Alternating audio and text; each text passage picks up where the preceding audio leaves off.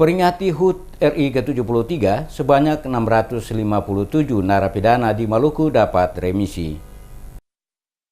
Sebanyak 657 orang narapidana yang tersebar pada lapas dan rutan di Maluku mendapatkan remisi bertepatan dengan perayaan HUT Republik Indonesia ke-73. Pemberian remisi ini diserahkan langsung oleh Gubernur Maluku, Said Assagaf, pada Jumat pagi di Lapas Nania Kelas 2A Ambon. Dari 657 orang napi dan napi anak yang menerima remisi bertepatan dengan HUT Republik Indonesia ke-73 ini, 11 orang diantaranya langsung dapat menghirup udara bebas. Kepala Kantor Wilayah Kementerian Hukum dan Hak Asasi Manusia Maluku, Tholib, mengatakan berdasarkan data yang ada tertanggal 16 Agustus 2018, kapasitas hunian lapas atau rutan cabang rutan wilayah Maluku sebanyak 1.303, sedangkan jumlah isi lapas rutan cabang rutan adalah 1.257 orang, terdiri dari narapidana sebanyak 921 dan tahanan 336.